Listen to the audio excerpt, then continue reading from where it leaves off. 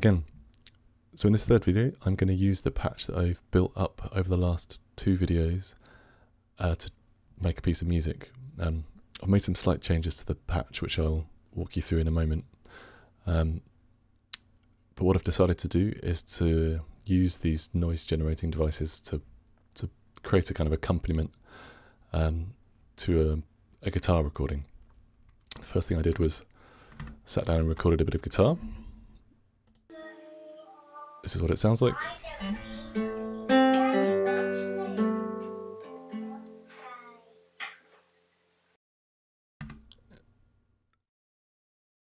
And then I decided to just add a couple of extra sounds to that guitar. So the guitar recording is it's 2 minutes and 40 seconds long. You can see the file here in my DAW, and I've just added a couple of additional sounds to that recording. I'll play that to you now.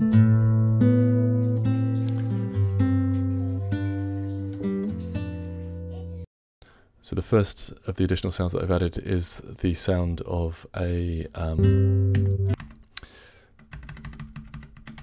kind of vintage plotter.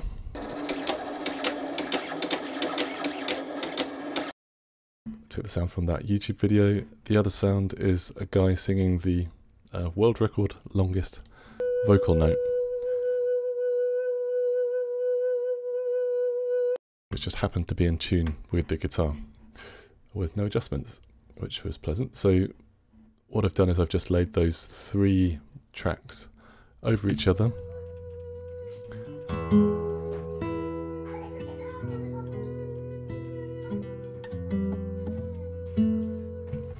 You can also hear the sound of my kids having a bath in the background from when I recorded the guitar. And so basically my plan is to use this patch to add an additional layer of accompaniment to that guitar recording. So I've made some slight adjustments to the patch from when you last saw it. I've basically just tidied things up and kind of pushed things into the corners, and I've added the video of the guitar just so you can see what's happening there. I did that by just dragging the video file into the max patch, and it creates a JIT.playlist object, and then I collected that to a JIT.pwindow object, so that will just display the guitar. I also outputted the file from my DAW, and again just dragged the WAV file into this patch, and that is what created this playlist object. And so that's just gonna both of those files, the video and the playlist, are triggered by hitting this this message of 1 sent to both of them. I've added a volume 0 message being sent to the JIT playlist just to turn the sound off for that. The only other things I've changed in the patch from when you last saw it are that I've added a couple of gain controls for the 2 noise-making devices. I've added a gain control at the end of the effects chain, and because the guitar sample is stereo, I've just had to change some of the sends and receives to create a kind of a stereo signal flow. Other than that, the patch is functionally the same as when you last saw it. And so my plan is to basically kind of use the noises that these devices are generating to create an accompaniment for the guitar. And the way that I'm going to do that is I'm going to use the signal that is output as a position locator from the playlist object that's playing the sound file. So the third outlet of that playlist object is called sync output, and it outputs a signal value which just indicates the position in the file. my plan is just to kind of to play and pause that sound file and tinker around with some of the noises that these devices are making.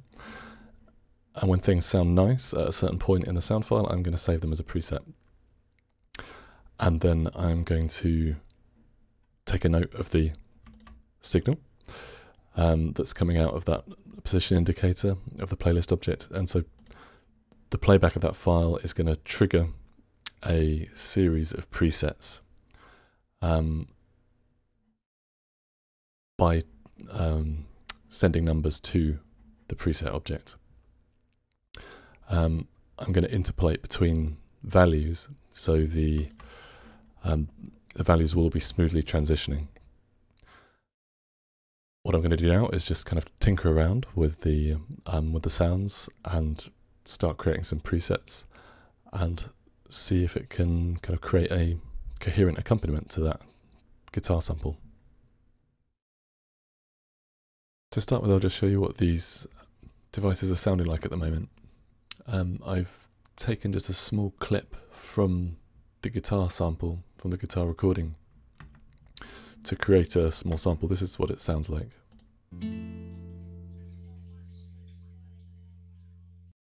So it's just 4 seconds of guitar, and I've loaded that into the 4 buffer objects that are associated with the 4 groove objects. This is what it's currently sounding like, and I'll just kind of fiddle around with it for a minute or so to give you a sense of the kind of the range of sounds that it's currently producing.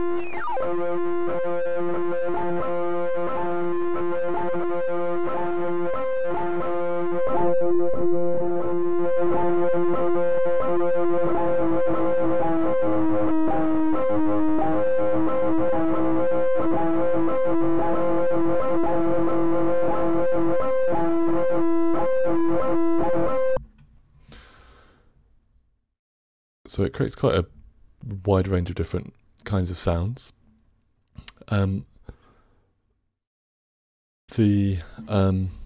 way that I'm going to work out some sounds that sound appropriate at different parts in the guitar recording is to just use this kind of selection function on the playlist object. So with nothing selected on the playlist, it just plays the whole file, but you can, it might be quite hard to see, but just over here on the left of the screen, if you select a small portion of the overall waveform, then it will just kind of loop that that section of the recording.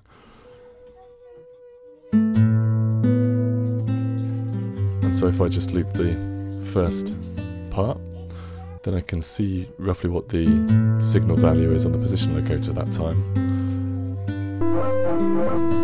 And I can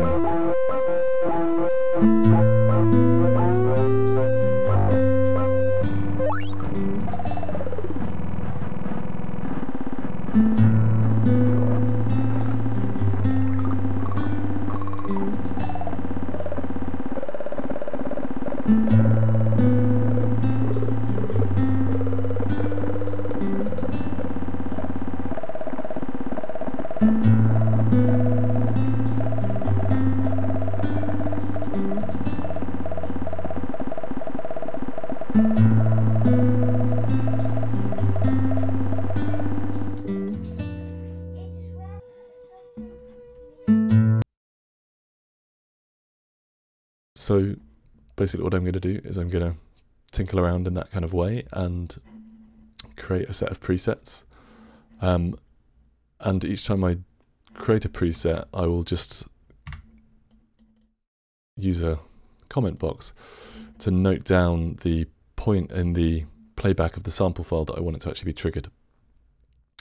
And then once I've created those presets, I'll implement a system to actually trigger the series of presets from the playback of that file. So I've now gone through the guitar file and set a series of presets which sounded okay when I was tinkling around, and they are now saved in the preset and the patter storage system. In this comment box, I took note of the signal value that was displayed, the approximate signal value that was displaying when I established each of those presets. I've also added a few extra patter objects just to store some additional parameters into those presets. So we already had patter objects for the floating point number boxes that are controlling the speed of the groove objects. And I've basically just added patter objects kind of all over the place to all of the parameters that I was fiddling with while I was listening to those sounds. So we now need to set up a system for cycling through those presets while the source file is playing. What we can do is I'll do that in a subpatcher, because things are getting pretty messy in this patch. And by the way, in order to make things look a little bit less chaotic when the patcher is locked, I've set some things to disappear when the patcher is locked. If you right click on any, if you select any objects and press Control K, that's the control on Windows anyway, it means that they vanish when the patcher is locked, which if your patches get as chaotic as mine tend to do, then it's a very handy way of cleaning things up a bit. And so the system for triggering presets is going to need to somehow take a signal value and translate that into a series of numbers.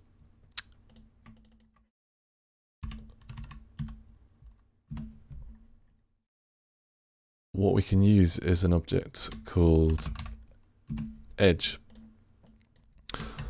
and inside the help file for edge there's a little demonstration setup which shows what it does. Here we've got a floating point number box connected to a signal, and basically whenever the signal goes above 1, this greater than signal object shifts from 0 to 1, and basically the edge object just listens out for that transition from 0 to 1 and sends out a bang when it detects it. And so we can use that setup copied from the help file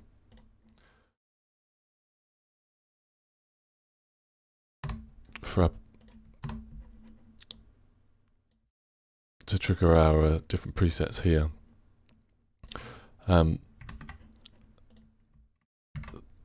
So as I said before, I kind of noted the approximate position in the guitar file that I want these different presets to be triggered. So I've now just got a list, and since there's only 9, I'll just put these in manually. I'm sure there's a better way to do this, but this I think will work. So that's now done. Basically, each of these edge objects is listening out for the time when the signal crosses this particular threshold. When it does, it'll just send out a bang. That bang will then trigger a message box, and I've just entered the numbers 1 to 9 into those message boxes, and they will get sent out of this subpatcher. Now when they get sent out of the subpatcher,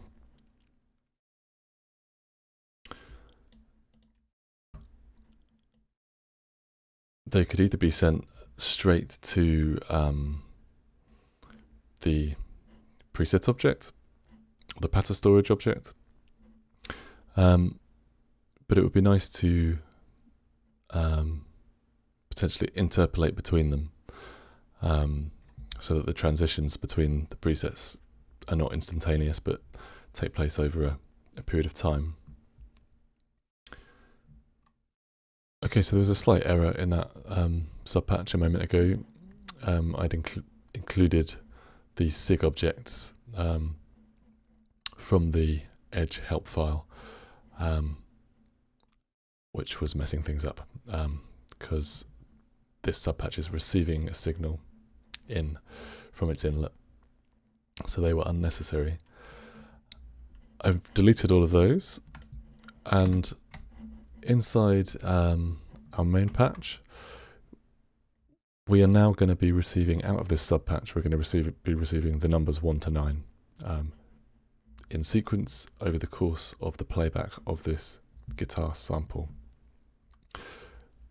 We have already set up in a previous video a line object connected to the pattern storage, which means that we can interpolate between presets. And so all we need to do now is to create a trigger object, and we want the trigger to send out the integer value that it receives, but we first want to get it to send out a number of milliseconds that we're going to send to the line object. Let's try it with a value of about 5 seconds. Let's actually do it even slower, about 7 seconds, so that the presets are going to kind of slowly shift, kind of morph between each other at a speed of 7 seconds. So the value of 7,000 is going to come out of the right inlet first.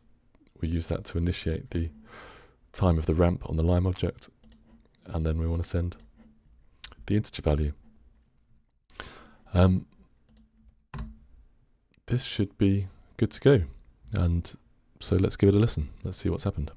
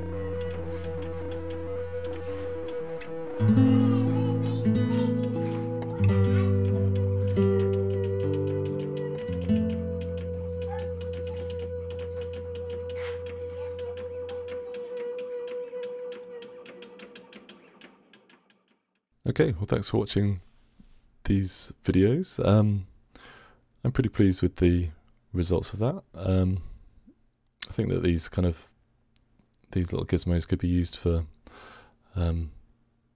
all sorts of different sound generating purposes, but yeah, I quite like the sound of them accompanying a bit of guitar.